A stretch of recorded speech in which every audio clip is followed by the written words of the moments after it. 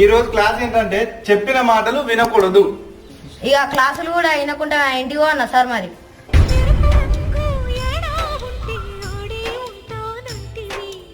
అతివేగం అత్యంత ప్రమాదకరం. అంతా ఉరుకులాట పనికిరాదురా బాబు. సారు సారు మీరు దేవుడు సారు, చెప్పిన మాట వినకూడదు మంచిగా చెప్పుతారు సార్. మీరైతే మీరు దేవుడు సారు. ఏమరా బాబు కడిపిన ఆయన ఆవురా? తాగలే సార్, తాగలే సార్.